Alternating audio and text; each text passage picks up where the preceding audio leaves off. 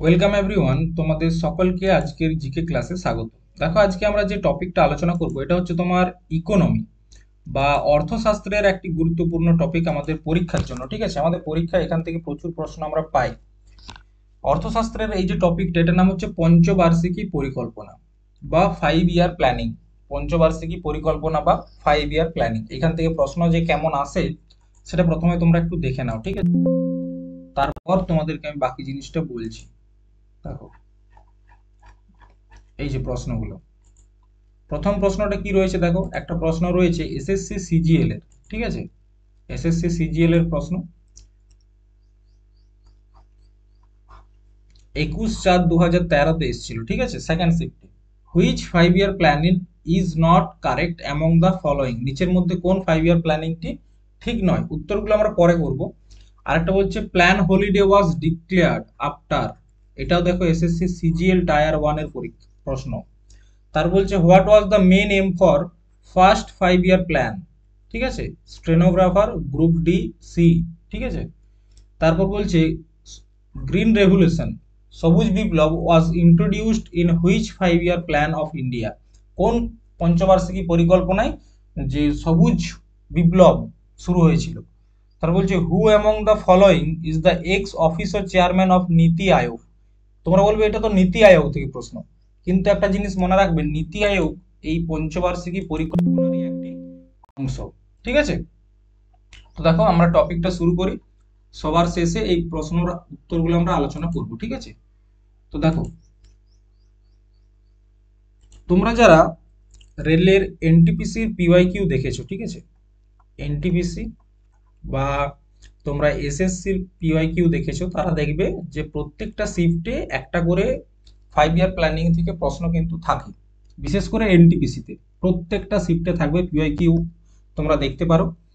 তো প্রথমে আমরা জানবো যে 5 ইয়ার প্ল্যানিংটা কি, 5 ইয়ার প্ল্যানিং কেন করা হয়েছিল। দেখো, 5 ইয়ার প্ল্যানিং বা পঞ্চবার্ষিকী পরিকল্পনা হচ্ছে একটা আমাদের রুটিন তৈরি করার মতো। আমরা রুটিন কেন তৈরি করি?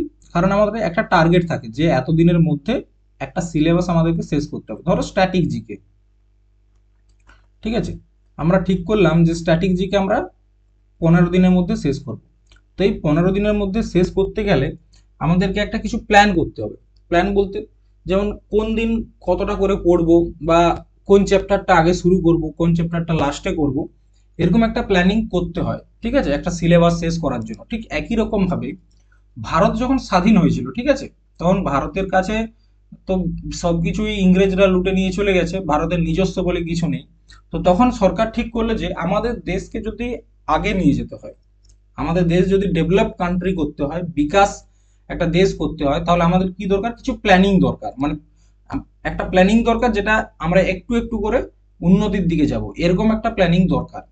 ঠিক আছে, তখন সরকার ঠিক কি করলো, পন্ডিত জওহরলাল নেহরু তখন প্রধানমন্ত্রী ছিলেন, তখন ঠিক করলো যে আমরা 5 বছরের জন্য প্ল্যান তৈরি করব। ঠিক আছে, 5 বছর 5 বছর করে একটা প্ল্যান তৈরি করব এবং সেই টার্গেটটাকে আমরা অ্যাচিভ করব। ঠিক আছে, ধরো প্রথম 5 বছর একটা টার্গেট দিয়ে দিল, সেটা অ্যাচিভ করা।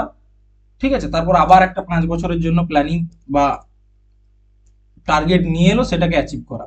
এটা হচ্ছে 5 ইয়ার প্ল্যানিং, মানে 5 বছরের জন্য কিছু একটা টার্গেট রেখে সেটাকে অ্যাচিভ করতে হবে। 5 বছরের জন্য একটা টার্গেট রেখে দিল যে আমাদেরকে আমাদের দেশের মধ্যে এই 5 বছরের মধ্যে এই এই কাজগুলো করতে হবে। ঠিক আছে, তো এটাই হচ্ছে 5 ইয়ার প্ল্যানিং। ঠিক আছে, তো দেখো কি বলছে, পঞ্চবার্ষিকী পরিকল্পনা হলো একটি কেন্দ্রীভূত অর্থনৈতিক কর্মসূচি যা একটি সরকার 5 বছরের মেয়াদে তৈরি ও বাস্তবায়ন করে। ঠিক আছে, মেয়াদে তৈরি ও বাস্তবায়ন করে। পঞ্চবার্ষিকী পরিকল্পনা কেন্দ্রীভূত এবং সমন্বিত জাতীয় অর্থনৈতিক কর্মসূচি। জোসেফ স্ট্যানলিন 1999 সালে সোভিয়েত ইউনিয়নের প্রথম পঞ্চবার্ষিকী পরিকল্পনা বাস্তবায়ন করেন। ঠিক আছে, তাহলে প্রথম যে পঞ্চবার্ষিকী পরিকল্পনা, এটা কোথায় চালু হয়েছিল? এটা চালু হয়েছিল তোমার, এক মিনিট, প্রথম পঞ্চবার্ষিকী পরিকল্পনা চালু হয়েছিল ইউএসএসআর বা সোভিয়েত ইউনিয়নে। ঠিক আছে, কোথায়? ইউএসএসআর। ঠিক আছে, কে চালু করেছিল? Joseph Stalin. ঠিক আছে, জোসেফ স্ট্যালিন 1999 সালে প্রথম বাস্তবায়িত করেছিল। ঠিক আছে, এরপর আমরা যাব যে 5 ইয়ার প্ল্যানিং তৈরি করার একটা ইতিহাসটা আমরা একটু দেখে নিই। দেখো, 1934 সালে, ঠিক আছে, সালে এম বিশ্বেশ্বরাইয়া, এই যে ইনি এম বিশ্বেশ্বরাইয়া একটা বই লিখেছিলেন যেটার নাম ছিল প্ল্যান্ড ইকোনমি ফর ইন্ডিয়া। এই যে বইটা দেখতে পাচ্ছ, প্ল্যান্ড ইকোনমি ফর ইন্ডিয়া, মানে ভারতের ইকোনমিটা কিরকম হবে সেই বিষয়ে একটা প্ল্যান তিনি তৈরি করেছিলেন, ঠিক আছে। তারপর দেখো 1940 থেকে 50-এর দশকে অর্থনীতিতে পুনর্গঠনের প্রক্রিয়া হিসাবে পরিকল্পনাটি ধারণা গুরুত্ব পায়। 1944 সালে বিভিন্ন শিল্পপতি, ঠিক আছে, 1944 সালে বিভিন্ন শিল্পপতি একত্রিত হয়েছিলেন। বিভিন্ন বলতে এখানে তোমরা বলতে পারো টোটাল 8 জন শিল্পপতি, ঠিক আছে, 8 জন শিল্পপতি কি হয়েছিল, একত্রিত হয়েছিল এবং তারা একটা পরিকল্পনা তৈরি করেছিল অর্থনীতির উপর, ইকোনমিকের উপর, ঠিক আছে। তো এই যে পরিকল্পনা তারা তৈরি করেছিল 8 জন তোমার শিল্পপতি মিলে 1944 সালে, সেটার নাম রাখা হয়েছিল বোম্বে পরিকল্পনা। কি নাম রাখা হয়েছিল, বোম্বে পরিকল্পনা, ঠিক আছে। তারপর যখন স্বাধীনতা আমরা পেয়ে গেলাম, ঠিক আছে, ইংরেজদের কাছ থেকে যখন মুক্তি পেয়েছি, তখন কি করা হলো, এই যে বোম্বে পরিকল্পনা এটাকেই একটা গুরুত্বপূর্ণ পছন্দ হিসাবে বেছে নেওয়া হলো দেশের উন্নতির জন্য, ঠিক আছে।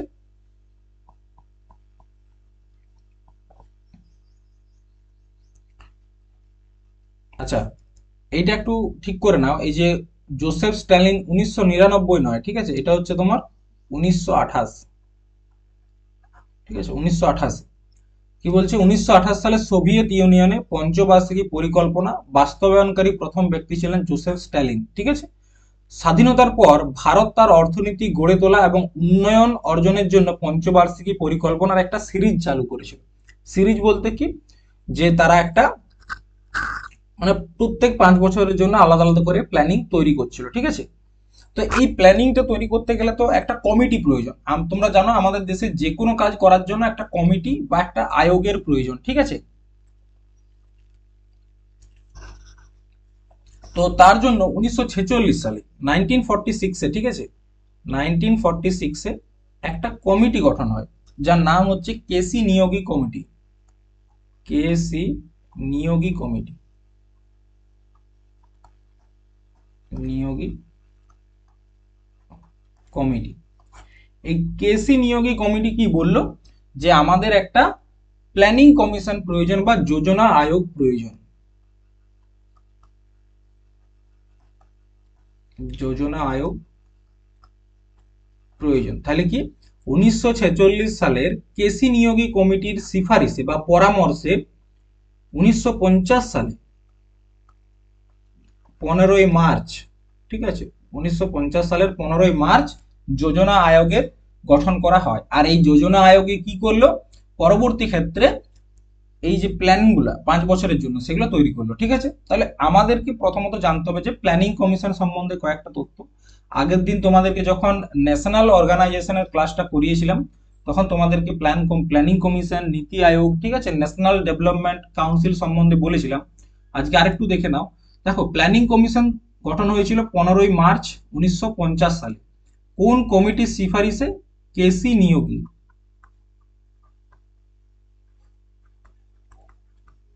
কেসি নিয়োগী কমিটির পরামর্শে, এটা কিন্তু মনে রাখবে, ঠিক আছে। কেসি নিয়োগী কমিটির পরামর্শে 1950 সালের 15ই মার্চ প্ল্যানিং কমিশন বা যোজনা আয়োগের স্থাপনা হয়।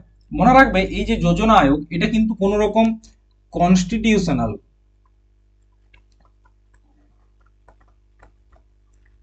কমিশন ছিল না, ঠিক আছে, মানে সাংবিধানিক কমিশন ছিল না বা লিগ্যাল কমিশনও কিন্তু ছিল না। এটা ছিল শুধুমাত্র একটা কমিশন যেটা মন্ত্রিমণ্ডল, ক্যাবিনেট মিনিস্টারের যে প্রস্তাবনা, সেই প্রস্তাবনার উপর স্থাপিত হয়েছিল, ঠিক আছে। মানে এটা কোনো রকম সাংবিধানিক বা বৈধানিক কমিশন ছিল না, এটা শুধুমাত্র মন্ত্রিমণ্ডলদের প্রস্তাবনাতে তৈরি হয়েছিল, ঠিক আছে। তো এই যে প্ল্যানিং কমিশন, এদের মূল কাজ কি ছিল, খসড়া তৈরি করা, 5 বছরের জন্য প্ল্যান তৈরি করা, এদের মূল কাজ এটাই ছিল, ঠিক আছে। তো প্রথম যে প্ল্যানিং কমিশনের চেয়ারম্যান ছিল তার নাম হচ্ছে পণ্ডিত জওহরলাল নেহরু, প্রথম চেয়ারম্যান ছিল জওহরলাল নেহরু 1950 সালে। এবং লাস্ট, ঠিক আছে, লাস্ট চেয়ারম্যান ছিল নরেন্দ্র মোদী, ঠিক আছে, নরেন্দ্র মোদী সবার শেষে চেয়ারম্যান কে ছিল? নরেন্দ্র মোদী। এদের মূল কাজ কি ছিল? খসড়া তৈরি করা বা ড্রাফট তৈরি করা, প্ল্যানটা তৈরি করে দেওয়া, ঠিক আছে। এরপর এরা যে প্ল্যানটা তৈরি করলো, এই প্ল্যানটা আদৌ কার্যকরী হবে কিনা, এই কাজটা মানে এই প্ল্যানটা আমাদের দেশের জন্য ভালো কিনা, এটা নির্ধারণ করার জন্য, ঠিক আছে, এটা ঠিক করার জন্য আরো একটা কমিশন গঠন করা হয়েছিল, যার নাম হচ্ছে ন্যাশনাল ডেভেলপমেন্ট কাউন্সিল। কি তৈরি করা হয়েছিল? ন্যাশনাল ডেভেলপমেন্ট কাউন্সিল, বা এটাকে শর্ট ফর্মে বলা হয় এনডিসি, ঠিক আছে, ন্যাশনাল ডেভেলপমেন্ট কাউন্সিল। এই ন্যাশনাল ডেভেলপমেন্ট কাউন্সিলটা কিন্তু শুধুমাত্র কেন্দ্র সরকারের আন্ডারে ছিল তা না, এই এই সংস্থাটাতে কেন্দ্র সরকার, রাজ্য সরকার এবং ইউনিয়ন টেরিটরি প্রত্যেকের ভাগিদারি ছিল, ঠিক আছে। কার কার ছিল? সেন্ট্রাল গভর্নমেন্টের ছিল, স্টেট গভর্নমেন্টের ছিল এবং ইউটি, ইউনিয়ন টেরিটরির সমান রূপে ভাগিদারি ছিল। তারা প্রত্যেকে মিলে এই প্ল্যানটাকে পর্যালোচনা করতো, ঠিক আছে। তো এই ন্যাশনাল ডেভেলপমেন্ট কাউন্সিল এটা স্থাপিত হয়েছিল 1952 সালে, ঠিক আছে।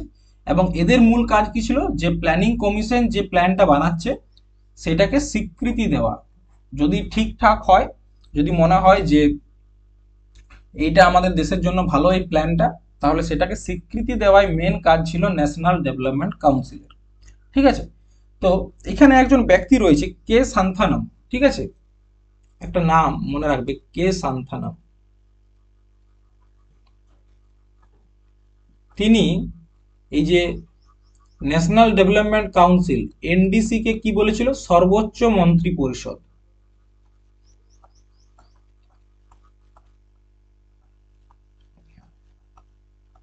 বুঝতে পেরেছো? তিনি কি বলেছিল? সর্বোচ্চ মন্ত্রী পরিষদ। কারণ দেখো এখানে সেন্ট্রাল গভর্নমেন্টও রয়েছে, স্টেট গভর্নমেন্ট রয়েছে, ইউনিয়ন টেরিটরি রয়েছে বা কেন্দ্রশাসিত অঞ্চল রয়েছে, তার জন্য এটাকে তিনি কি বলেছিলেন? যে সর্বোচ্চ মন্ত্রী পরিষদ, ঠিক আছে। আচ্ছা, এই পর্যন্ত বুঝতে পেরেছো? তাহলে প্ল্যানিং কমিশন এবং national development council, planning commission plan তৈরি করছে আর ন্যাশনাল ডেভেলপমেন্ট কাউন্সিল সেই প্ল্যানটাকে স্বীকৃতি দিচ্ছে, এটাই মেন কাজ ছিল, ঠিক আছে। তাহলে দেখো ইতিহাস কি, প্রথমত 5 ইয়ার প্ল্যানিংটা কি সেটা সম্বন্ধে জানলে, তারপর এটার ইতিহাসটা, এই বইটা খুব গুরুত্বপূর্ণ, ঠিক আছে, এটা কিন্তু নোট করে রাখবে। Plan economy for India, M বিশ্বসারাইয়া, ঠিক আছে, তিনি লিখেছিলেন 1934 সালে। তারপর 1900 আর আরেকটা এখানে যে গুরুত্বপূর্ণ পয়েন্ট সেটা হচ্ছে পঞ্চবার্ষিকী পরিকল্পনা প্রথম কে বাস্তবায়ন করেছিল? তার নাম হচ্ছে জোসেফ স্ট্যালিন। 1928 সালে তিনি করেছিলেন ইউএসএসআর এর জন্য, ঠিক আছে। এরপর আমরা দেখব আমাদের যে প্ল্যানিং কমিশনের বা তৈরি যে প্ল্যানগুলো ছিল, লিস্ট অফ 5 ইয়ার প্ল্যানিং, যে পঞ্চবার্ষিকী পরিকল্পনাগুলো এসেছে সেটার একটা লিস্ট। আমাদের টোটাল 12টা 5 ইয়ার প্ল্যানিং এসেছে। প্রথম যে 5 ইয়ার প্ল্যানিং আসে সেটা হচ্ছে 1951 সালের এবং চলেছিল 56 পর্যন্ত। প্রথম পঞ্চবার্ষিকী পরিকল্পনা 1951 থেকে 1956 পর্যন্ত চলেছিল, 5 বছর। সেকেন্ড 5 ইয়ার প্ল্যানিং চলেছিল তোমার 1956 থেকে 61, এটাও 5 বছর চলেছিল। 3 নাম্বার পঞ্চবার্ষিকী পরিকল্পনা 1961 থেকে 66, এটাও 5 বছর। তারপর কি হয়? তারপর কিন্তু 3 বছর কোন রকম 5 ইয়ার প্ল্যান বা কোন রকম প্ল্যান তৈরি করা হয়নি, তখন তো চলছিল কি প্ল্যান হলিডে, মানে তখন তারা ছুটিতে ছিল, তারা 1 বছরের জন্য প্ল্যান বানাচ্ছিল। প্রথমে যেমন 1966 থেকে 67, 67 থেকে 68, 68 থেকে 69, এই 3 বছর কি চলছিল? প্ল্যান হলিডে, ঠিক আছে। কারণ তার এর পিছনে অনেক কারণ রয়েছে, তো সেগুলো আমরা পরে পরে দেখব। তারপর দেখো 4 নাম্বার 5 ইয়ার প্ল্যানিং 1969 থেকে 74, ঠিক আছে। 5 নাম্বারটা 74 থেকে 78, দেখো এটা হচ্ছে একমাত্র 5 ইয়ার প্ল্যানিং যেটা 4 বছর চলেছে, একমাত্র 5 ইয়ার প্ল্যানিং যা 5 বছর চলেনি, ঠিক আছে। প্রত্যেকটা 5 ইয়ার প্ল্যানিং কি 5 বছরের জন্য করা হয়েছিল, কিন্তু 5 নাম্বার 5 ইয়ার প্ল্যানিংটা 4 বছর চলেছিল, 1974 থেকে 78। তারপর 2 বছর চলে রোলিং প্ল্যান, রোলিং প্ল্যান, ঠিক আছে, 78 থেকে 80 পর্যন্ত, 78 টু 79, 79 থেকে 80। তারপর 6 নাম্বার 5 ইয়ার প্ল্যানিং 1980 থেকে 85। 7 নাম্বার 5 ইয়ার প্ল্যানিং 85 থেকে 90। তারপর আবার প্ল্যান হলিডে, ঠিক আছে, 1990 থেকে 91, 2 বছরের জন্য। তারপর 8 নাম্বার 5 ইয়ার প্ল্যানিংটা চলেছে 1992 থেকে 97। 9 নাম্বারটা চলেছে 97 থেকে 2002। 10 নাম্বারটা চলেছে 2002 থেকে 7। 11টা চলেছে 7 থেকে 12। 12 থেকে 17। তারপর বলবে তারপর আর 5 ইয়ার প্ল্যানিং কেন আসেনি, কারণ 2015 সালে, ঠিক আছে, 2015 সালে নরেন্দ্র মোদী এই 5 ইয়ার প্ল্যানিং এর পরিবর্তন নিয়ে আসেন নীতি আয়োগ, প্ল্যানিং কমিশনের পরিবর্তে নিয়ে আসে নীতি আয়োগ। তাই 2017 পর থেকে আর এই 5 ইয়ার প্ল্যানিং চলেনি। দেখো আমরা এরপর দেখবো প্রত্যেকটা 5 ইয়ার প্ল্যানিং আলাদা আলাদা করে দেখবো, ঠিক আছে। প্রথম যে পঞ্চবার্ষিকী পরিকল্পনা, ফার্স্ট 5 ইয়ার প্ল্যানিং 1951 থেকে 56 পর্যন্ত চলেছে। দেখো 1951 ফার্স্ট এপ্রিল থেকে শুরু হয়েছিল, এটা মনে রাখবে, ফার্স্ট এপ্রিল থেকে, ঠিক আছে, প্রথম পঞ্চবার্ষিকী পরিকল্পনা। এই সময় ভারতের প্রধানমন্ত্রী কে ছিল? জওহরলাল নেহেরু, পণ্ডিত জওহরলাল নেহেরু ছিলেন প্রধানমন্ত্রী। দেখো এখানে গ্রোথ রেট কত ছিল? টার্গেট গ্রোথ ছিল এখানে 2.1%, ঠিক আছে। এখানে একটা টার্গেট রাখা হয়েছিল যে আমরা 2.1% গ্রোথ করব, কিন্তু আমরা যে গ্রোথটা করেছিলাম সেটা হচ্ছে 3.6%, ঠিক আছে। 2.1 করার কথা ছিল, 3.6 করেছিলাম, খুব ভালো জিনিস। এইখানে যে ড্রাফট বা মডেলটা, এই ফার্স্ট 5 ইয়ার প্ল্যানিং এর যে মডেল, ঠিক আছে, এটাকে বানিয়েছিল কে? হেরাল্ড ডোমার মডেল, মনে রাখবে, হেরাল্ড ডোমার তিনি বানিয়েছিলেন, তার জন্য এটাকে বলা হয় হেরাল্ড ডোমার মডেল। এটার যে ড্রাফট, ঠিক আছে, যে খসড়াটা, এটা কে তৈরি করেছিলেন? কে এন রাজ, ইয়াংগেস্ট ইকোনমিস্ট, ঠিক আছে, এটা মনে রাখবে, কে বানিয়েছিল? কে এন রাজ। আর এখানে মূল যে ফোকাস প্রথম পঞ্চবার্ষিকী পরিকল্পনার মূল যে লক্ষ্য সেটা কি ছিল? সেটা ছিল চাষাবাদ এবং সেচ, জলসেচ এবং কৃষি, এগ্রিকালচার অ্যান্ড ইরিগেশন, ঠিক আছে।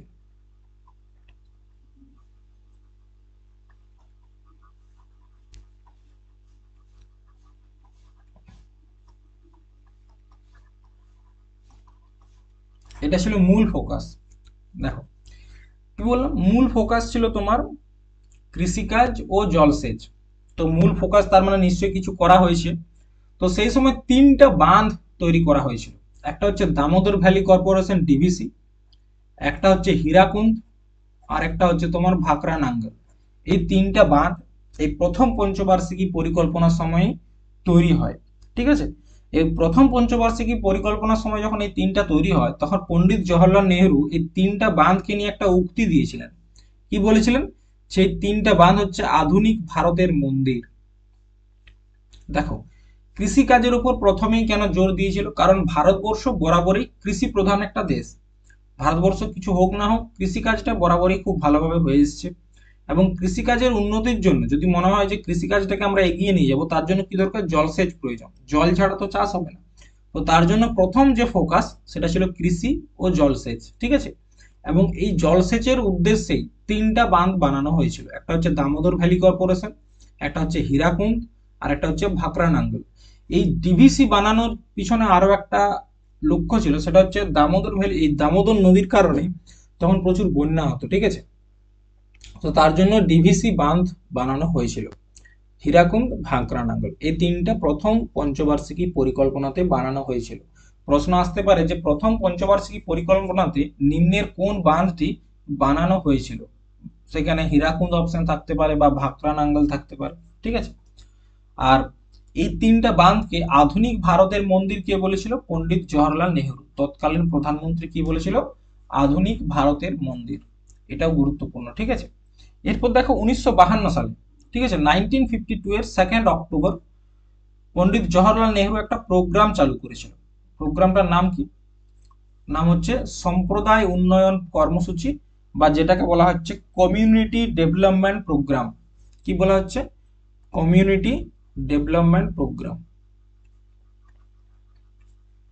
এটাকে আমরা শর্ট ফর্মে সিডিপি বলতে পারি, কমিউনিটি ডেভেলপমেন্ট প্রোগ্রাম। এই প্রোগ্রামটা চলাকালীন, মানে কমিউনিটি বলতে কি, যে সম্প্রদায়গুলো রয়েছে আমাদের দেশের মধ্যে তাদের উন্নয়নটা কিরকম ভাবে হচ্ছে সেটাকে লক্ষ্য রাখার জন্য, ঠিক আছে। তো তিনি কি করেছিলেন? কমিউনিটি ডেভেলপমেন্ট প্রোগ্রাম চালু করেছিলেন। এবং এই প্রোগ্রামের সময় তিনি একটা পদ তৈরি করেছিলেন, সেটা হচ্ছে বিডিও, ঠিক আছে, ব্লক ডেভেলপমেন্ট অফিসার, ঠিক আছে। সম্পূর্ণ নাম কি? Block development officer. কেন করেছিল? এই যে ব্লক লেভেলের যে কাজটা, সেই কাজটা ঠিকঠাক হচ্ছে কিনা দেখো, এটা গুরুত্বপূর্ণ, তো একটু আমি উপরে লিখে দিচ্ছি, হ্যাঁ।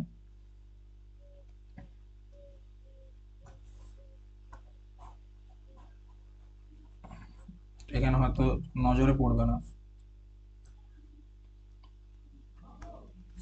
দেখো কি বলছে, 1952-তে 2 অক্টোবর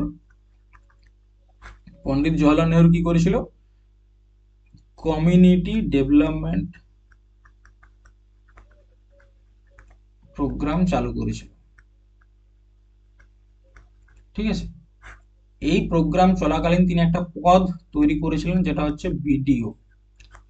বিডিও পদটা তৈরি করেন ব্লক ডেভেলপমেন্ট অফিসার হিসাবে, মানে ব্লকের ডেভেলপমেন্ট কিরকম হচ্ছে না হচ্ছে দেখার জন্য। তাহলে এটাও প্রশ্ন আসতে পারে যে বিডিও যে পদটা রয়েছে সেটা কখন তৈরি করা হয়েছিল? সেটা হচ্ছে প্রথম পঞ্চবার্ষিকী পরিকল্পনার জন্য, ঠিক আছে। বোঝা গেছে? প্রথম পঞ্চবার্ষিকী পরিকল্পনা থেকে এগুলো ছিল গুরুত্বপূর্ণ পয়েন্ট, এর বাইরে কিন্তু কোনো রকম প্রশ্ন আসে না। নেক্সট, সেকেন্ড 5 ইয়ার প্ল্যানিং। এরপর আমরা দ্বিতীয় পঞ্চবার্ষিকী পরিকল্পনা সম্বন্ধে দেখব। দ্বিতীয় পঞ্চবার্ষিকী পরিকল্পনার মূল উদ্দেশ্য ছিল শিল্পের প্রতি জোর দেওয়া, ইন্ডাস্ট্রির প্রতি জোর দেওয়া মূল লক্ষ্য ছিল তোমার সেকেন্ড 5 ইয়ার প্ল্যানিং, ঠিক আছে। দ্বিতীয় পঞ্চবার্ষিকী পরিকল্পনায় দ্রুত শিল্পায়ন এবং সরকারি খাতের উপর জোর দেওয়া হয়েছিল। কিসের উপর? দ্রুত শিল্পায়ন এবং সরকারি খাত। গুরুত্বপূর্ণ জিনিস মনে রাখবে, প্রশ্ন আসতে পারে যে দ্রুত শিল্পায়ন কোন পঞ্চবার্ষিকী পরিকল্পনায় জোর দেওয়া হয়েছিল? সেটা হচ্ছে দ্বিতীয় পঞ্চবার্ষিকী পরিকল্পনা। দ্বিতীয় পঞ্চবার্ষিকী পরিকল্পনা 1956 থেকে 61 পর্যন্ত চলেছিল, ঠিক আছে। দ্বিতীয় পঞ্চবার্ষিকী পরিকল্পনা, এই পরিকল্পনার অধীনে দেশীয় শিল্পকে রক্ষা করার জন্য সরকার আমদানির উপর শুল্ক আরোপ করেছে। দেখো, শুল্ক আরোপ করেছে বলতে বোঝো, এই সেকেন্ড 5 ইয়ার প্ল্যানিং এর সময় সরকার দেখলো যদি আমাদের দেশের যে শিল্প রয়েছে সেটাকে আমরা যদি বাঁচিয়ে রাখতে চাই বা তার যদি উন্নতি চাই, তাহলে কি বাইরের দেশ থেকে যেসব জিনিসগুলো আমরা নিয়ে আসছি সেগুলোর উপর আমাদেরকে ট্যাক্স নিতে হবে, ঠিক আছে। তাহলে কি করলো? ইম্পোর্টের উপর ট্যাক্স নেওয়া হলো, ইম্পোর্ট এর উপর ট্যাক্স, সেটাকে বলা হচ্ছে আমদানির উপর ট্যাক্স। মানে ধরো আমাদের দেশে আমরা কি তৈরি করছি? কাপড় তৈরি করছি, ঠিক আছে, কাপড় তৈরি করছি। সে একই কাপড় যদি আমরা আমেরিকার থেকে কিনে নিয়ে আসি, তাহলে কি হবে? আমাদের দেশের কাপড় তো সেরকম ভাবে চলবে না। তার জন্য সরকার কি করলো, যে অন্য কোনো দেশ দেশ থেকে যদি আমরা কিছু ইম্পোর্ট করি তার উপর কিন্তু ট্যাক্স লাগবে, ঠিক আছে। তাহলে ট্যাক্স প্রসেসটা এখানে চালু করলো সেকেন্ড পঞ্চবার্ষিকী পরিকল্পনার সময়।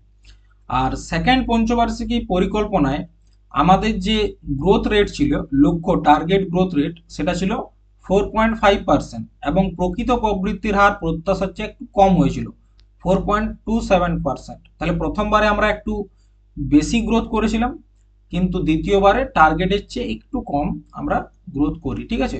আমাদের টার্গেট ছিল 4.5%, কিন্তু আমরা পেয়েছিলাম 4.27% গ্রোথ আমরা পেয়েছিলাম, ঠিক আছে। তো দ্বিতীয় পঞ্চবার্ষিকী পরিকল্পনার যে মডেলটা আছে সেটা বানিয়েছিল কে? পিসি মহালানবিস। কে বানিয়েছিল? পিসি মহালানবিস বা প্রশান্ত চন্দ্র মহালানবিস, যার জন্মদিন উপলক্ষে আমরা ন্যাশনাল স্ট্যাটিস্টিক ডে পালন করি। এনার জন্মদিন কবে? 29শে জুন। এই দিনটা আমরা কি হিসাবে পালন করি? ন্যাশনাল স্ট্যাটিস্টিক ডে,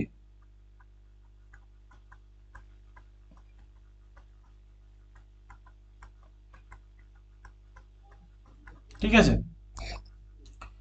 আচ্ছা, এর এর সময় কি বললাম? পিসি মহালানবিসের যে মডেলটা সেটা সবসময় কি বললাম, যে শিল্পের উপর প্রেসারটা বেশি দিয়েছিল যাতে আমাদের ইন্ডাস্ট্রির গ্রোথ হয়।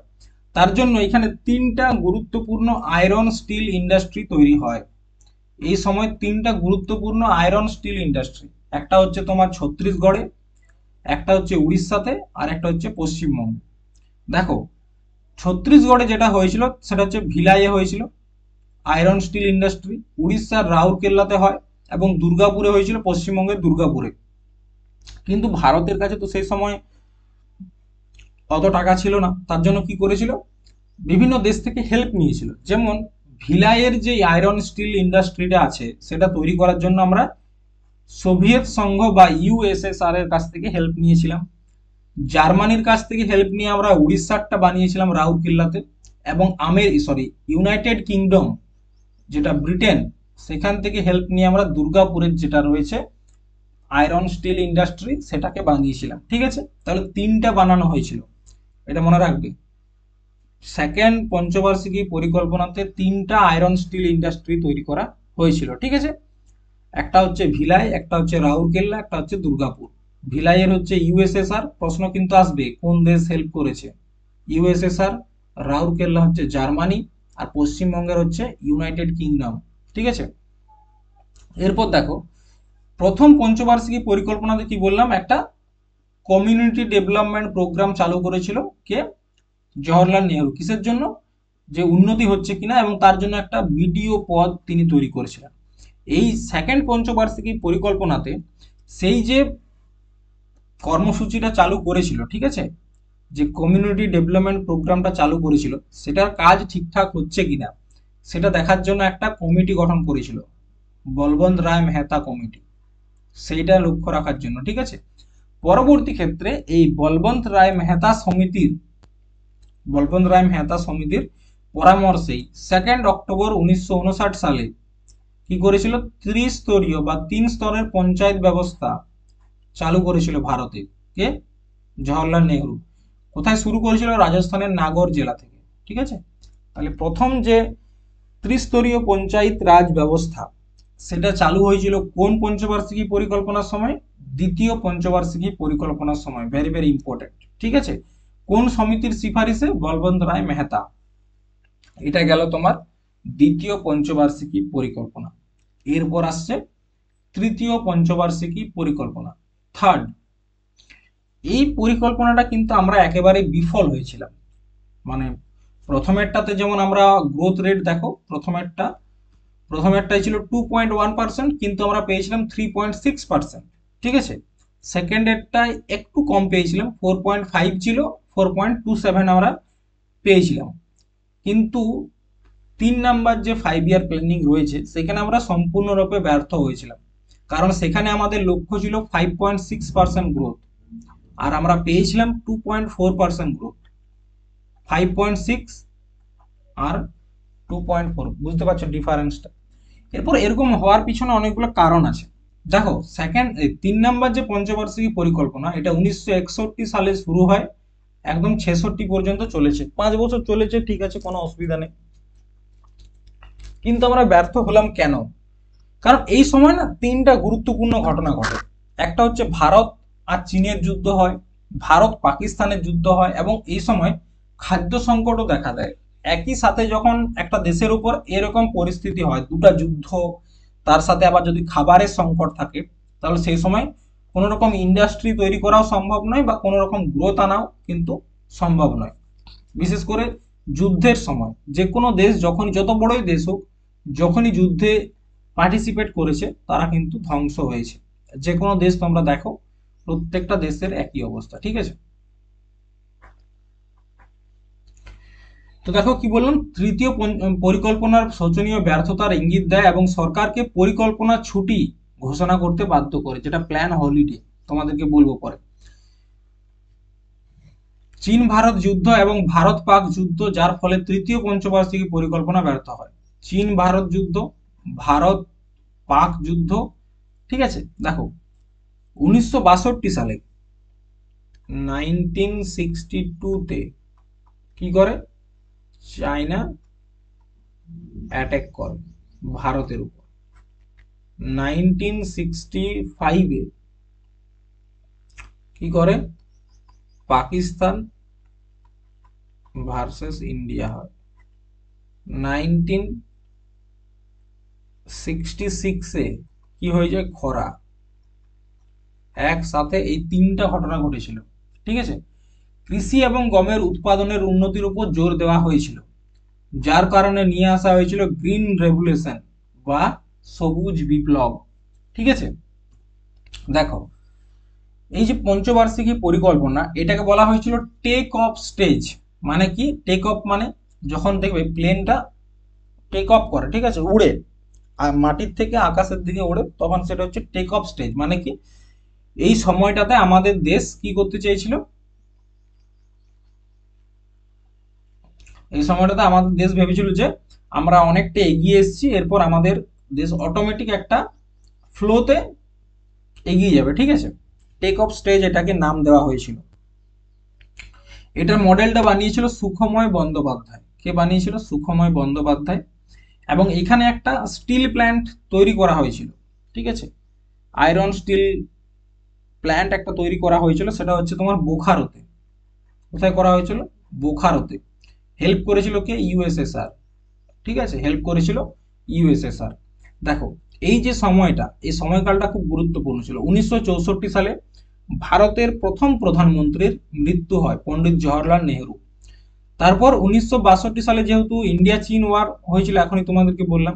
1965-এ ইন্ডিয়া পাকিস্তান যুদ্ধ হয়, তখন ভারতের প্রধানমন্ত্রী কে ছিল জানো? লাল বাহাদুর শাস্ত্রী। এই যে ইনি।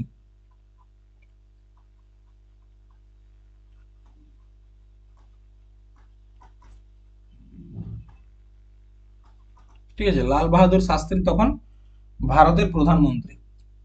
এই সময় এত সমস্যার পরেও ভারত কিন্তু যুদ্ধ হারেনি। ঠিক আছে, 1965-তে ইন্ডিয়া পাক এবং 1965-66-তে খাবারের সংকট দেখা যায়। ঠিক আছে, এবং এই সময়ই বলা হয় যে আমাদেরকে তোমার গ্রিন রেভলিউশন প্রয়োজন। এর পরবর্তী ক্ষেত্রে যখন প্ল্যান হলিডেটা এলো 1966 সাল থেকে, ঠিক আছে, এই 3 নম্বর 5 ইয়ার প্ল্যান চলাকালীনই, এই তৃতীয় পঞ্চবার্ষিকী পরিকল্পনা যখন চলছিল, তখনই বলা হয়েছিল যে আমাদেরকে এবার সবুজ বিপ্লবের দিকে এগিয়ে যেতে হবে। সবুজ বিপ্লব মানে কি? প্রচুর পরিমাণে গম চাষ। ঠিক আছে, অনেকে হয়তো গ্রিন রেভলিউশন মানে বুঝতে পারে না। গ্রিন রেভলিউশনটা কি ছিল? প্রচুর পরিমাণে গম চাষ,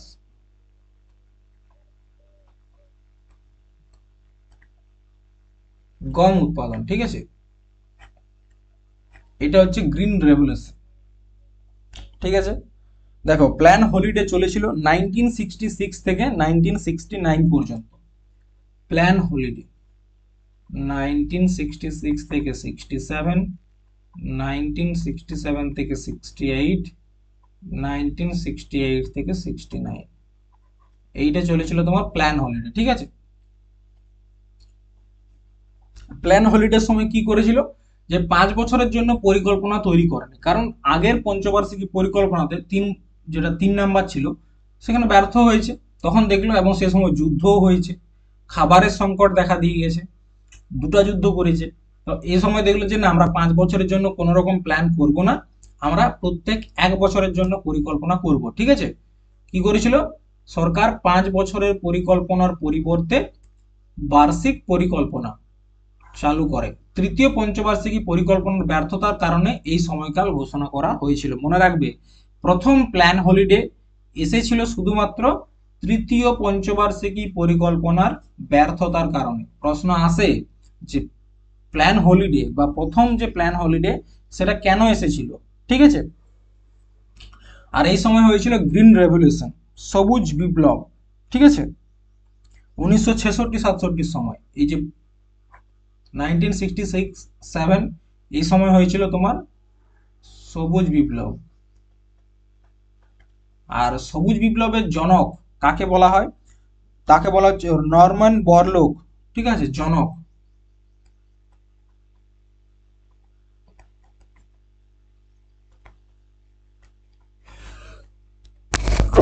সরি, নরম্যান।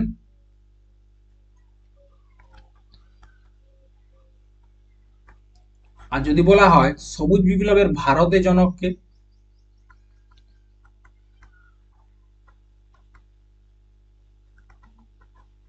ভারতে জনক হচ্ছে এন এস স্বামীনাথন।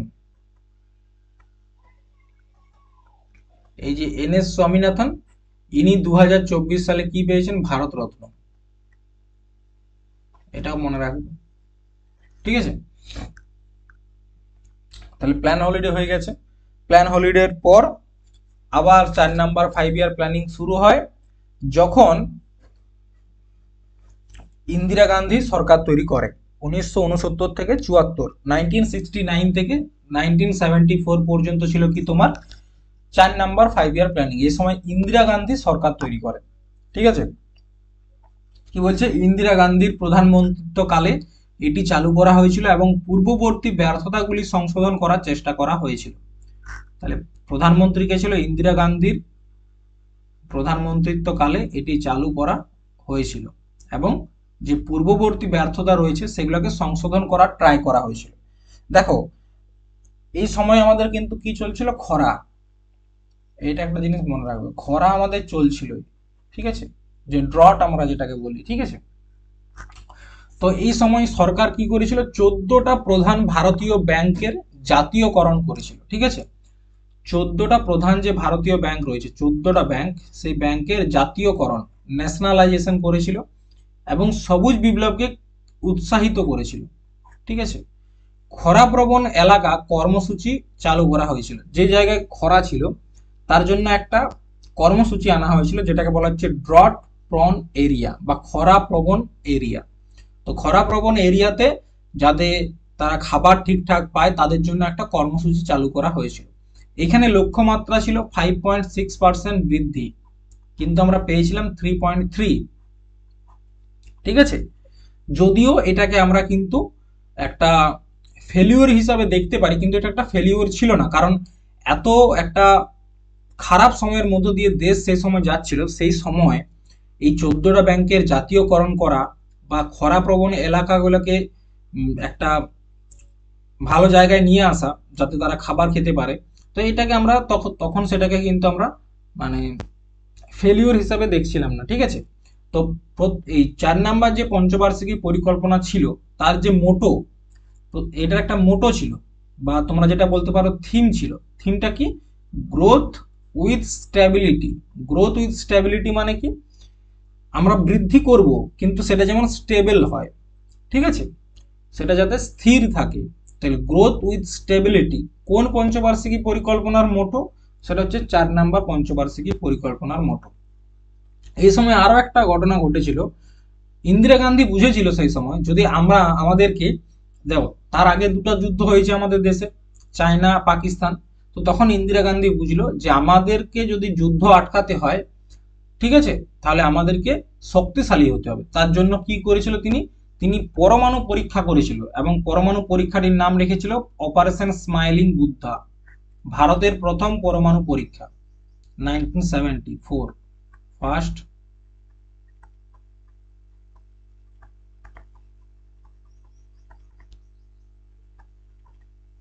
পরমাণু পরীক্ষা, অপারেশন স্মাইলিং বুদ্ধা। দেখবে ইংরেজিতে একটা কথা আছে, attack is the best defence. Attack is the best defence. যারা ক্রিকেট খেলা দেখো তারা এই টার্মটার সাথে খুব পরিচিত হবে। Attack is the best defence, যেটা রোহিত শর্মা করে, প্রত্যেকটা প্লেয়ারের উপর অ্যাটাক করে। তো ঠিক একই রকম ভাবে ইন্দিরা গান্ধী চেয়েছিল কি? Attack is the best defence. তার জন্য পরমাণু পরীক্ষা করেছিল, যে আমাদের কাছে যদি পরমাণু থাকে, পরমাণু বোমা যদি আমাদের কাছে থাকে, তাহলে আমাদেরকে কেউ যুদ্ধের জন্য আমন্ত্রণ করতে পারবে না, ঠিক আছে? এই সময় উম, ভারতের যে পপুলেশন সেটা কন্ট্রোল করার জন্য ফ্যামিলি প্ল্যানিংও করা হয়েছিল, ঠিক আছে? ফ্যামিলি প্ল্যানিং করা হয়েছিল। আর এই যে পঞ্চবার্ষিকী পরিকল্পনা রয়েছে এটার মডেলটা তৈরি করেছিল গডগিল, ঠিক আছে? কে তৈরি করেছিল? গডগিল। এবং ড্রাফট তৈরি করেছিল অশোক রুদ্র মেনন। কে করেছিল? অশোক রুদ্র মেনন, তিনি এটার ড্রাফটটা তৈরি করেছিলেন, ঠিক আছে?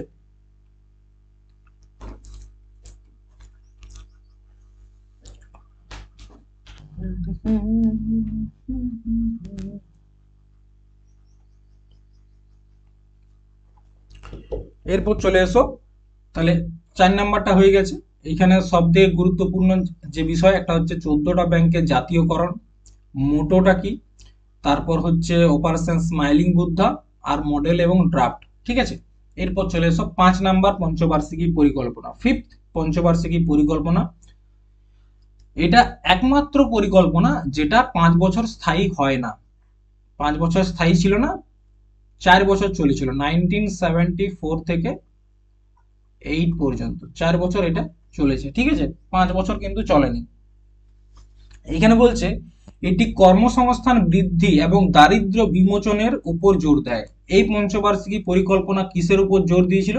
যে কর্মসংস্থান, চাকরির উপর জোর দিয়েছিল, যাতে প্রত্যেকটা মানুষ কাজ পায়, জব। ঠিক আছে, কর্মসংস্থানের উপর জোর দিয়েছিল এবং দরিদ্র বা দারিদ্র যেটাকে বলা হচ্ছে পোভার্টি বিমোচন, যাতে ভারতবর্ষের দারিদ্রতা কমে তার উপর একটা প্রেসার দিয়েছিল। ঠিক আছে, মানে এই প্ল্যানটা মূল।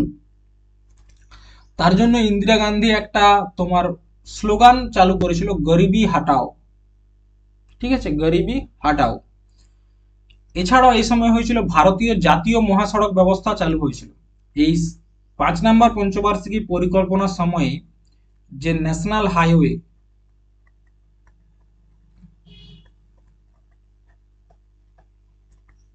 এগুলো বানানো চালু হয়েছিল। ঠিক আছে, এখানে আমাদের বৃদ্ধির টার্গেট ছিল 4.4%, কিন্তু আমরা পেয়েছিলাম 4.8%, যেটা খুব ভালো একটা গ্রোথ। ঠিক আছে, কিন্তু এখানে একটা জিনিস ঘটনা ঘটে। এই ঘটনাটা হচ্ছে, দেখো, প্রথমত একটা জিনিস মনে রাখবে যে 2 অক্টোবর 1975-এই একটা রিজিওনাল রুরাল ব্যাংক, যেটাকে আরআরবি বলে, সেটাকে স্থাপনা করা হয় গ্রামীণ উন্নয়নের জন্য। ঠিক আছে, এবং এখানের মডেলটা বানিয়েছিল ডিপি ধর। ডিপি ধর এই মডেলটা বানিয়েছিল। এখানে যে ঘটনাটা ঘটেছিল সেই ঘটনাটা হচ্ছে 1978 সালে, 1978-এ কেন এই প্ল্যানিংটা সমাপ্ত হয়ে গেল, তার মূল উদ্দেশ্য হচ্ছে কি, এখানে ইন্দিরা গান্ধী সরকার হেঁটে গিয়ে মোরারজি দেশাই, জনতা পার্টির মোরারজি দেশাই কি করেছিল, সরকারে চলে এসেছিল। ঠিক আছে, কোন পার্টি? জনতা পার্টি।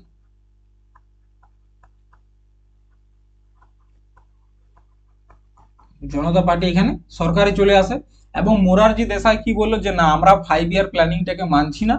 পরবর্তী মানে এই 5 ইয়ার প্ল্যানিং এর পরবর্তীতে তারা নিয়ে এলো রোলিং প্ল্যান। কি নিয়ে এলো? Rolling plan.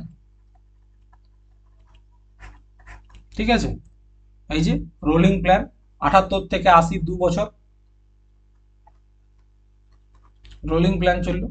বলছে এটি ছিল অস্থিরতার এক সময়কাল। জনতা পার্টির সরকার পঞ্চম পঞ্চবার্ষিকী পরিকল্পনা প্রত্যাখ্যান করে এবং একটি নতুন ষষ্ঠ পঞ্চবার্ষিকী পরিকল্পনা চালু। পরবর্তীতে 1980 সালে ইন্দিরা গান্ধী পুনরায় নির্বাচনের পর জাতীয় কংগ্রেস এটিকে প্রত্যাখ্যান করে। একটি ঘূর্ণায়মান পরিকল্পনা হলো এমন একটি পরিকল্পনা যেখানে পরিকল্পনার কার্যকারিতা বার্ষিক মূল্যায়ন করা হয় এবং এটি মূল্যায়নের ভিত্তিতে পরের বছর একটি নতুন পরিকল্পনা তৈরি করা হয়। ফলস্বরূপ এই পরিকল্পনা জুড়ে বরাদ্দ এবং লক্ষ্য উভয়ে আপডেটেড করা হয়। দেখো, পঞ্চবার্ষিকী পরিকল্পনাটা কি ছিল? 5 বছরের জন্য, মানে একটা প্ল্যান তৈরি করা হয়ে গেল, সেই প্ল্যানটা আগামী 5 বছর ধরে কার্যকরী করা হবে। রোলিং প্ল্যানটা কি? প্রত্যেক বছরের জন্য।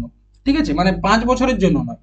জনতা পার্টির যে মোরারজি দেশাই, তিনি পঞ্চবার্ষিকী পরিকল্পনাকে প্রত্যাখ্যান করে দিলেন যে না, আমরা পঞ্চবার্ষিকী পরিকল্পনায় বিশ্বাস করব না, বরং আমরা নিয়ে আসবো রোলিং প্ল্যান। রোলিং প্ল্যানটা কি হয় জানো তো? 1 বছরের জন্য প্ল্যান তৈরি করা হয়। 1 বছরে সেই প্ল্যানটাতে কত টাকা খরচ হচ্ছে, আমরা কতটা টার্গেট অ্যাচিভ করতে পারছি, সেই বিষয়ে আপডেট থাকা যায়। তার জন্য তারা কি নিয়ে এলো? Rolling plan. ঠিক আছে, কিন্তু 1980 সালে, ঠিক আছে, 1980 সালে আবার কংগ্রেস সরকার গঠন করলো ইন্দিরা গান্ধী। 1980 সালে তখন আবার নিয়ে আসা হলো 5 ইয়ার প্ল্যানিং, এই ষষ্ঠ পঞ্চবার্ষিকী পরিকল্পনা, 6 নাম্বার যে 5 ইয়ার প্ল্যানিং, সেটা 1980 সালে চলে এলো 5 বছরের জন্য। এখানে লক্ষ্যমাত্রা ছিল 5.2% গ্রোথ, কিন্তু আমরা পেয়েছিলাম 5.7%। এখানেও গ্রোথ আমরা ভালোভাবে পেয়েছিলাম। ঠিক আছে, এটি মূল্য নিয়ন্ত্রণ দূর করে অর্থনৈতিক মুক্তির সূচনার উপর জোর দিয়েছিল। মূল্য নিয়ন্ত্রণ দূর করে অর্থনৈতিক যে মুক্তি তার সূচনার উপর জোর দিয়েছিল। এটিকে নেহেরুবাদী সমাজতন্ত্রের সমাপ্তি হিসাবে দেখা হয়েছিল, সমাজতন্ত্রের সমাপ্তি হিসাবে দেখা দিয়েছিল। জনসংখ্যা বৃদ্ধি রোধ করার জন্য পরিবার পরিকল্পনা চালু করা হয়েছিল। শিবরমন কমিটির সুপারিশে জাতীয় কৃষি ও গ্রামীণ উন্নয়ন ব্যাংক প্রতিষ্ঠিত হয়, নাবার্ড। ঠিক আছে, নাবার্ডের স্থাপনা হয় 1982-তে শিবরমন কমিটির সুপারিশে। দেখো এখানে কিন্তু 6টা ব্যাংকের ন্যাশনালাইজেশন করা হয়েছিল, ওইখানে যেমন 14টা ব্যাংক, এখানে 6টা ব্যাংকের জাতীয়করণ হয়, এটাও মনে রাখবে। 6টা ব্যাংকের জাতীয়করণ হয়েছিল। আচ্ছা, এই যে মডেলটা রয়েছে 6 নাম্বার, এটাকে বলা হয় ইনপুট আউটপুট মডেল, এটাও মনে রাখবে, ইনপুট আউটপুট মডেল। নেক্সট, তারপর চলে আসো 7 নাম্বার 5 ইয়ার প্ল্যানিং। 6 নাম্বার হয়ে গেল, 7 নাম্বার 1985 থেকে 90। 1985 থেকে 90 এই মডেলটা তৈরি করেছিল কে? রামকৃষ্ণ হেগড়ে। মডেলটা তৈরি করেছিল রামকৃষ্ণ হেগড়ে। এই পরিকল্পনাটা নিয়ে এসেছিল রাজীব গান্ধী, কারণ 1985-র আগেই কার মৃত্যু হয়? ইন্দিরা গান্ধীর মৃত্যু হয়, এবং তারপর রাজীব গান্ধী সরকার গঠন করে। ঠিক আছে, তো রাজীব গান্ধী যখন সরকারটা তৈরি করলো, তখন তিনি এই 7 নাম্বার পঞ্চবার্ষিকী পরিকল্পনা নিয়ে এলো, এবং যেটা মডেলটা বানিয়েছিল কে? মডেলটা বানিয়েছিল রামকৃষ্ণ হেগড়ে। ঠিক আছে, এই পরিকল্পনাটি রাজীব গান্ধীর প্রধানমন্ত্রীত্ব নেতৃত্বে পরিচালিত। লক্ষ্যমাত্রা ছিল 5.0%, কিন্তু আমরা পেয়েছিলাম 6.01%। টার্গেট আমরা এখানে অ্যাচিভ করতে পেরেছিলাম, মানে গ্রোথ রেট। ঠিক আছে, বারবার বলছি না, যেহেতু তোমরা জানো। আচ্ছা, এখানকার একটা স্লোগান ছিল, 7 নাম্বার যে পঞ্চবার্ষিকী পরিকল্পনা, তার একটা স্লোগান বা মোটো ছিল। স্লোগানটা কি? খাদ্য, কাজ এবং উৎপাদনশীলতা, রুটি এবং উৎপাদকতা। ঠিক আছে, খাবার দরকার, কাজ দরকার এবং প্রোডাক্টিভিটি দরকার। ঠিক আছে, এবং এতগুলো পঞ্চবার্ষিকী পরিকল্পনা দেখলে তার মধ্যে একমাত্র এই পঞ্চবার্ষিকী পরিকল্পনা যেখানে কি করা হয়েছিল, যেখানে যেখানে তোমার টেকনোলজির উপর একটু জোর দেওয়া হয়েছিল। ঠিক আছে, এটি প্রযুক্তি ব্যবহারের মাধ্যমে শিল্প উন্নয়ন, উৎপাদনশীলতার স্তর উন্নত করার উপর জোর দেয়। তার জন্য তোমরা 1986 সালে দেখবে কি করা হয়েছিল? স্পিড পোস্ট, যাতে তাড়াতাড়ি চিঠি পৌঁছায় তার জন্য নিয়ে আসা হয়েছিল speed post, speed post courier service by Indian post. ঠিক আছে, আচ্ছা, এ সময় আরো কয়েকটা গুরুত্বপূর্ণ ঘটনা ঘটে, যেমন এখানে প্রাইভেট সেক্টরকে, ঠিক আছে, একটু বেশি প্রাধান্য দেওয়া হয়। প্রাইভেট সেক্টরকে, দেখো প্রাইভেট সেক্টরকে যতদিন না প্রাধান্য দেওয়া হচ্ছিল, ততদিন তোমার চলছিল সমাজতন্ত্র, যেখানে সরকারের বেশি ভাগিদারি থাকতো। সমাজতন্ত্র বলতে বোঝায় সরকারের ভাগী, সরকার যেখানে বেশি ভাগী থাকে, সরকারের যে শেয়ারটা সেখানে বেশি থাকে, এবং প্রত্যেকটা মানুষের উপর সমানভাবে ভাগ করে দেওয়া হয়, সেটাকে বলা হচ্ছে সমাজতন্ত্র, যেটা 6 নাম্বার 5 ইয়ার প্ল্যানিং এর সময়ই সমাপ্তি দেখা দিয়েছিল। এবং 7 নাম্বার যে পঞ্চবার্ষিকী পরিকল্পনা রয়েছে, সেখানেই রাজীব গান্ধী প্রাইভেট সেক্টরকে একটু প্রেফারেন্স দেওয়া শুরু করে, কারণ তিনি বুঝেন যে আমাদের দেশের উন্নতি প্রাইভেট সেক্টরে হাত ধরে আসবে, কারণ এই প্রাইভেট সেক্টরগুলো কি দিচ্ছে? আমাদেরকে মোটা মোটা ট্যাক্স দিচ্ছে, টাকা দিচ্ছে। ঠিক আছে, আচ্ছা, এখানে ইন্দিরা আবাস যোজনার নাম পরিবর্তন করে পিএম আবাস যোজনা করা হয়, এটা অতটা গুরুত্বপূর্ণ নয়। আরেকটা ঘটনা ঘটেছিল 1988 সালে, যেটা আগের দিন তোমাদেরকে বলেছিলাম, সেটা হচ্ছে সিকিউরিটি এক্সচেঞ্জ বোর্ড অফ ইন্ডিয়ার স্থাপনা হয়, সেবির। ঠিক আছে, কারণ এই সময়ই ওই যে বিগ বুল যে ঘটনাটা সেটা ঘটেছিল। ঠিক আছে, চলে এসো, এরপর আমরা আলোচনা করব অ্যানুয়াল প্ল্যান সম্বন্ধে। প্ল্যান হলিডে এটাকেও বলা হয়। 1992 থেকে 92 এই 2 বছর এটাকে বলা হচ্ছে প্ল্যান হলিডে বা অ্যানুয়াল প্ল্যান।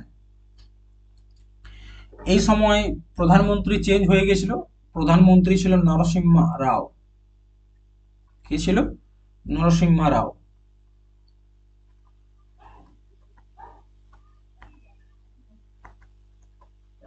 ঠিক আছে।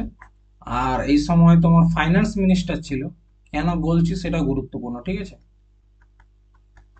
ফাইন্যান্স মিনিস্টার ছিল মনমোহন সিং।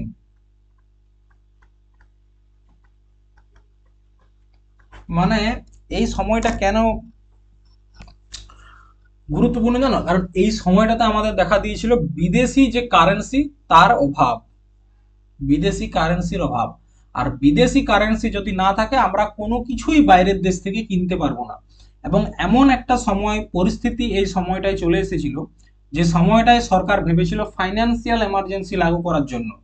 মানে আর 15 দিন দেশ চালানোর মতো টাকা আমাদের সরকারের কাছে ছিল।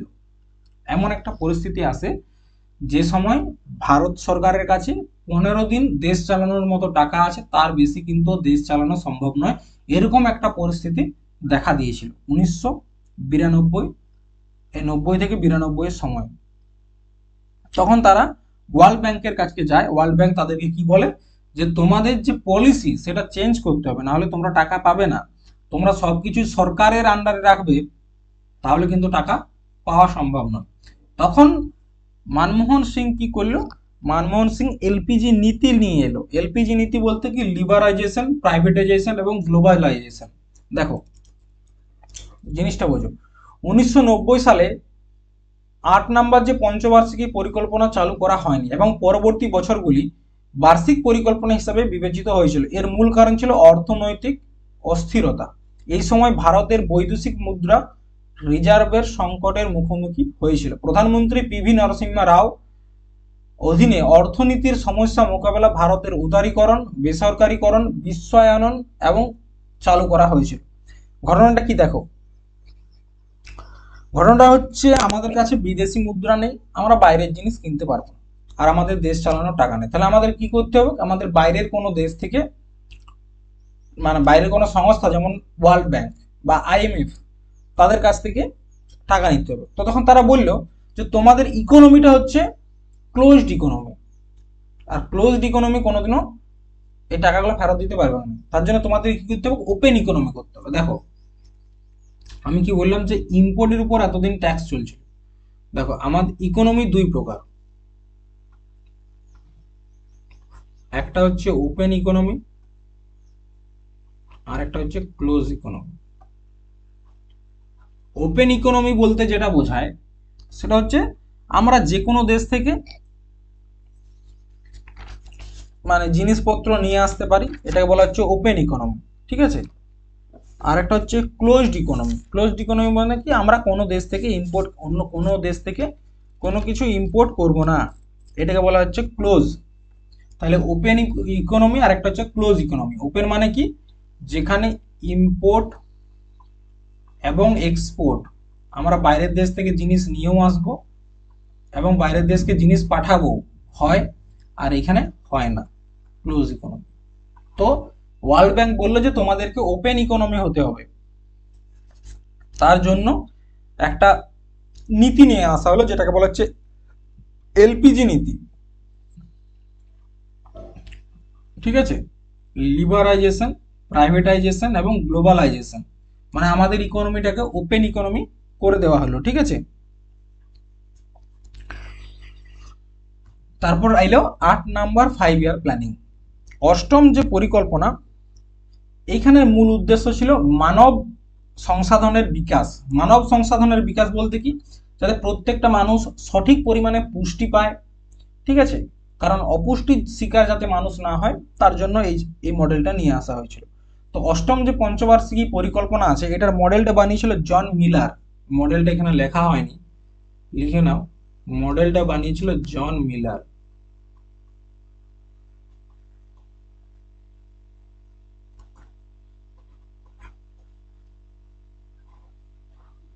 জন মিলার বানিয়েছিল, ঠিক আছে। এবং এখানে কি করা হয়, এখানে ভারত ওয়ার্ল্ড ট্রেড অর্গানাইজেশনের সদস্য হয় 1 জানুয়ারি 1995, 1995 সালে ওয়ার্ল্ড ট্রেড অর্গানাইজেশন তার কি হয় সদস্য হয়। কারণ কি ভারত এখানে ওপেন ইকোনমি হয়েছে, সদস্য হয়। লক্ষ্যমাত্রা ছিল 5.6% বৃদ্ধি, কিন্তু হয়েছিল 6.8, যেটা খুব ভালো। এই সময় আমাদের ভারত সরকার চালু করেছিল 1995 সালে মিড ডে মিল প্রকল্প। 1995 সালে কি করেছিল? মিড ডে মিল।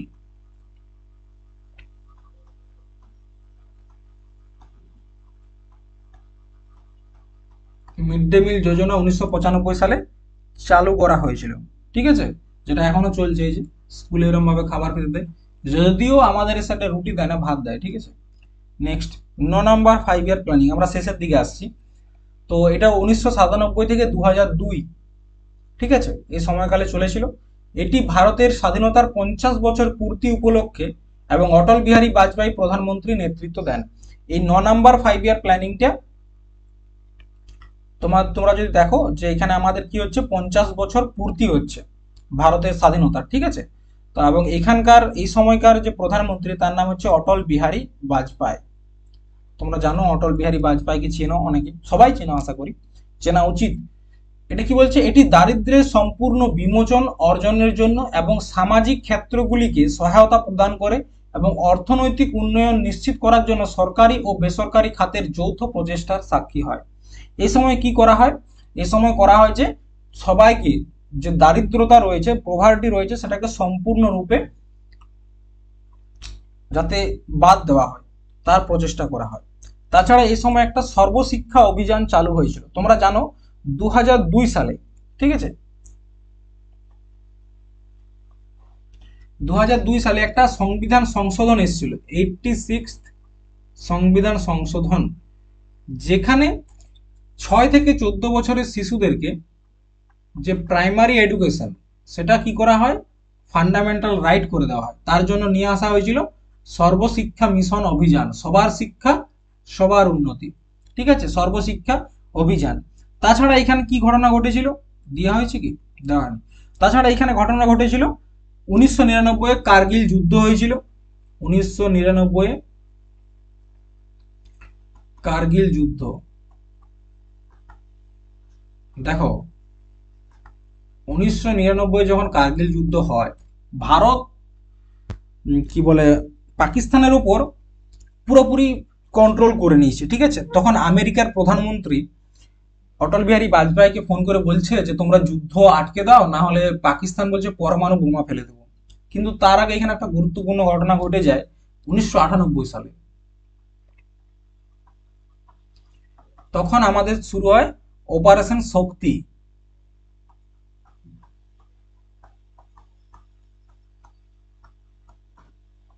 অপারেশন শক্তি, আমরা কি পরমাণু বোমা ততদিনে বানিয়ে নিয়েছি। এটা হচ্ছে আমাদের সেকেন্ড পরমাণু পরীক্ষা এবং এটা সফল। তখন অটল বিহারী বাজপেয়ী বলছে ওরা যদি পরমাণু বোমা ফেলে তাহলে পরের দিন পাকিস্তান আর সূর্য দেখতে পারবে না, এরকম একটা থ্রেট কিন্তু অটল বিহারী বাজপেয়ী সেই সময় দিতে পেরেছিল, ঠিক আছে। এখানকার মূল ফোকাসটা ছিল ন্যায়পূর্ণ বিচার বিতরণ, ঠিক আছে। চলো এরপর 10 নাম্বারটা দেখি। 10 নাম্বার হচ্ছে এই পরিকল্পনার বৈশিষ্ট্য ছিল অন্তর্ভুক্তিমূলক প্রবৃদ্ধি এবং ন্যায়সঙ্গত উন্নয়ন, যেটাকে বলা হচ্ছে ইনক্লুসিভ ডেভেলপমেন্ট। 10 নাম্বার পঞ্চবার্ষিকী পরিকল্পনার মূল ছিল inclusive development. Inclusive development,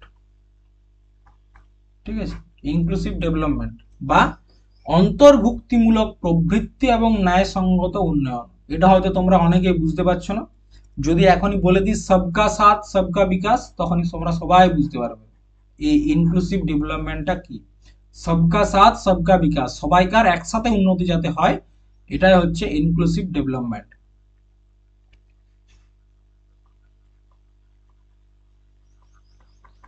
inclusive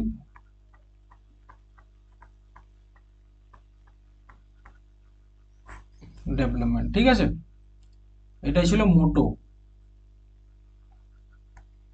আচ্ছা, এর লক্ষ্য ছিল দারিদ্র্য অর্ধেক নামিয়ে আনা, 8 কোটি মানুষের কর্মসংস্থান সৃষ্টি করা এছাড়াও এর লক্ষ্য ছিল আঞ্চলিক বৈষম্য হ্রাস করা। এখানে টার্গেট ছিল যে 8 কোটি মানুষকে কাজ দেবে, আঞ্চলিক যে বৈষম্য তোমরা জানো সেটা করা, দূর করা, এবং 8% জিডিপি কে গ্রোথ করা, আমাদের জিডিপিতে 8% গ্রোথ আনা। ঠিক আছে, এই সময় একটা জিনিস খুব সুন্দর চালু হয়েছিল, সেটা হচ্ছে নারেগা, 100 দিনের যে কাজ নারেগা। ঠিক আছে, 2006 সালে national rural employment guarantee act, কি সম্পূর্ণ নাম? National rural employment guarantee act, 100 দিনের যে কাজ দেওয়ার প্রকল্প, সেটা 2006 সালে 10 নম্বর পঞ্চম বার্ষিকী পরিকল্পনাতে চালু হয়। ঠিক আছে, পরবর্তী ক্ষেত্রে এটারই নাম পরিবর্তন করে করা হয় MNREGA, Mahatma Gandhi national rural employment guarantee act. ঠিক আছে, এবং এখানে আরো একটা টার্গেট রাখা হয়, সেটা হচ্ছে 33% ফরেস্ট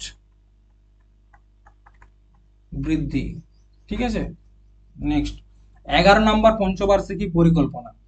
একাদশ পরিকল্পনা উচ্চশিক্ষায় ভর্তি বৃদ্ধির লক্ষ্যে তাৎপর্যপূর্ণ ছিল, যাতে সবাই কি করে, যে উচ্চশিক্ষার দিকে নজর দেয় সেই উপর, এবং দূর শিক্ষার পাশাপাশি তথ্য প্রযুক্তি প্রতিষ্ঠানের উপরও জোর দেওয়া হয়েছিল। উদাহরণস্বরূপ শিক্ষার অধিকার আইন, রাইট টু এডুকেশন অ্যাক্ট।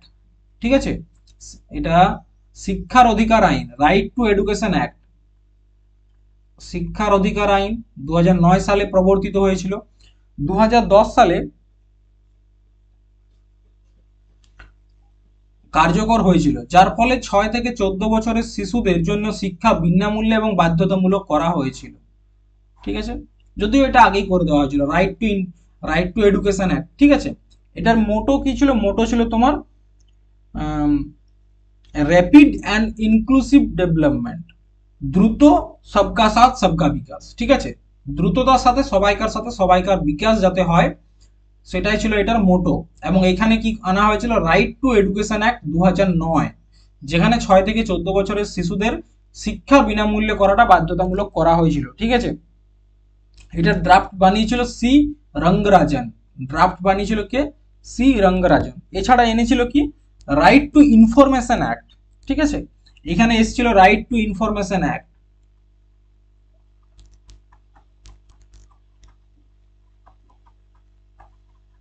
সেটাও কিন্তু এসেছিল এই 11 নম্বর পঞ্চবার্ষিকী পরিকল্পনাতে। ঠিক আছে,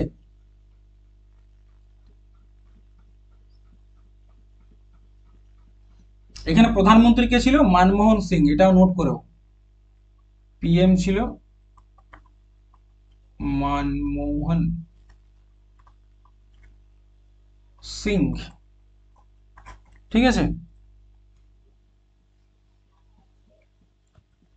এবং সর্বশেষ পঞ্চবার্ষিকী পরিকল্পনা, সেটা হচ্ছে তোমার 12 নাম্বার পঞ্চবার্ষিকী পরিকল্পনা, 12 নাম্বার। ঠিক আছে, এটা থিম ছিল ফাস্টার মোর inclusive and sustainable growth, ফাস্টার more inclusive and sustainable growth. ঠিক আছে, কি বলছে? র্যাপিড সাস্টেনেবল গ্রোথ, বা এখানে পরিবেশের উপর একটা জোর দিয়ে উন্নতি, বা পরিবেশের উপর জোর রেখে, যাতে পরিবেশের গ্রোথটাও হয়, যাতে আমাদের এনভায়রনমেন্ট ভালো থাকে, সেই উপরে জোর দিয়ে কি করা হয়েছিল, যে আমরা ডেভেলপমেন্ট করব। ঠিক আছে, এখানে গ্রোথ রেট ছিল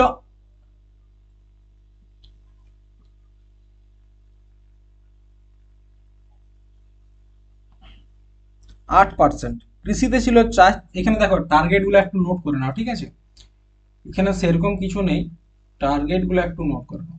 এখানে দেখো গ্রোথ রেট ছিল 8%।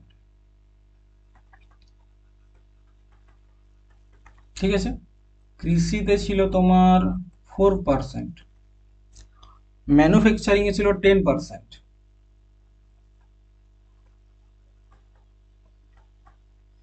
ঠিক আছে, তোমার এখানে বলা হয়েছিল যে গরিব বা পোভার্টিটাকে প্রতি 10 বছর 5 বছরে 10% করে কম করা হবে। নোট করো, বলা হয়েছিল যে পভার্টি 5 বছরে 10% করে কম করা হবে। ঠিক আছে, এখানেও ফ্যামিলি প্ল্যানিং করা হয়, ফ্যামিলি প্ল্যানিং। ঠিক আছে, এটা কি করা হয়েছিল যে হাম দো হামারে দো, হাম দো হামারে দো, আমরা দুজন আমাদের দুজন। ঠিক আছে, হাম দো হামারে দো।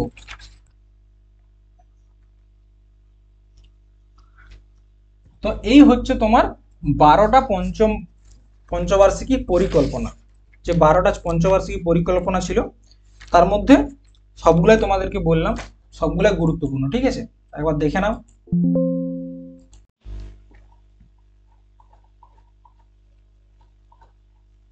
এই যে সব নিয়ে বলেছি। এরপর যে প্রশ্নটা আসছে, তাহলে আমাদের আর কোন রকম পঞ্চম বার্ষিকী পরিকল্পনা আসছে না কেন, 5 বছরের জন্য আর কোনো পরিকল্পনা তৈরি হচ্ছে না কেন? কারণ প্ল্যানিং কমিশন এখন আর নেই। ঠিক আছে, 2014 সালে কি, 2015 সালে কি হয়, প্রধানমন্ত্রী আমাদের চেঞ্জ হয়ে যায়, 2014-তে চলে আসে নরেন্দ্র মোদী। নরেন্দ্র মোদী কি করে, প্ল্যানিং কমিশনকে বাদ দিয়ে, দেখো আগে আমাদের দুটো কমিশন ছিল, একটা ছিল প্ল্যানিং কমিশন,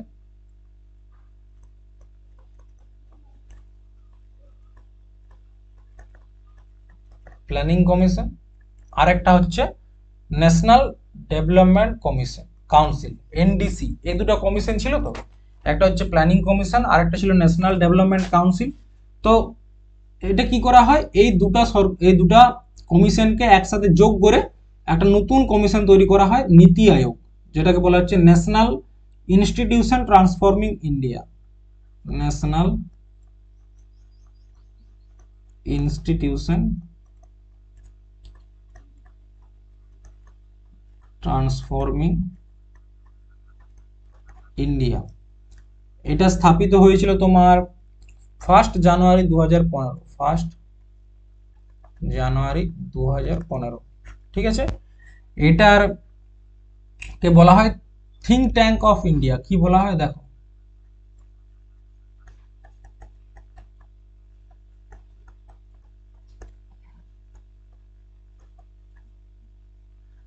ঠিক আছে।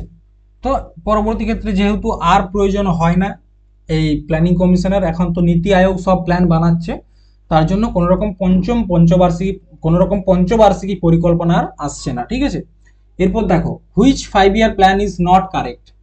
প্রথম 1951 থেকে 56, প্রথম যে পঞ্চবার্ষিকী পরিকল্পনা সেটা কতদিন চলেছে দেখো, সেটা 1951 থেকে 56 চলেছে, তার মানে এটা ঠিক আছে। আচ্ছা, সেকেন্ড 1956 থেকে 61 চলেছিল, এটাও ঠিক আছে।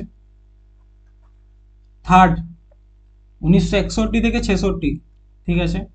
কিন্তু 4 নাম্বার 5 ইয়ার প্ল্যানিংটা তো 66 থেকে চলেনি, তার মানে অ্যান্সার হচ্ছে এইটা। ঠিক আছে, 4 নাম্বারটা চলেছে তোমার 1969 থেকে 74, আর 1966 থেকে 71 পর্যন্ত চলেছে তোমার 1966 থেকে 69 পর্যন্ত। ঠিক আছে, 1966 থেকে তোমার 69 পর্যন্ত কি চলেছে, প্ল্যান হলিডে। তারপরে প্রশ্ন, plan holiday was declared after কোন পঞ্চবার্ষিকী পরিকল্পনার পর, মানে পরে প্ল্যান হলিডে এসেছিল, সেটা হচ্ছে 3 নাম্বার পঞ্চবার্ষিকী পরিকল্পনা। থার্ড 5 ইয়ার প্ল্যানিং এর পরে এসেছিল পঞ্চবার্ষিকী। What was the main aim of first 5 year plan. প্রথম পঞ্চবার্ষিকী পরিকল্পনার মূল উদ্দেশ্য কি ছিল, agriculture growth, agriculture and irrigation.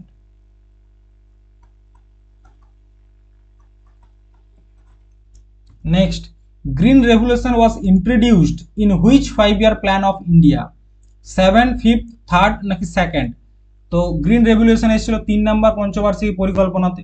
Who among the following is the x officer chairman of the নীতি আয়োগ। নীতি আয়োগের চেয়ারম্যান কে হয়, prime minister of India. Planning কমিশনের চেয়ারম্যান কে ছিল, প্ল্যানিং কমিশন এটার চেয়ারম্যান কে ছিল? এটা হচ্ছে প্রাইম মিনিস্টার। ঠিক আছে, তো মোটামুটি আজকের ক্লাসটা সমাপ্ত। তো ক্লাসটা শেষ করার আগে তোমাদেরকে একটা জিনিস দেখাবো। দেখো, এটা হচ্ছে আমাদের কবিগুরু রবীন্দ্রনাথ ঠাকুরের নিজের হাতের লেখা একটা কবিতা। এটা অ্যাকচুয়ালি পাণ্ডুলিপি।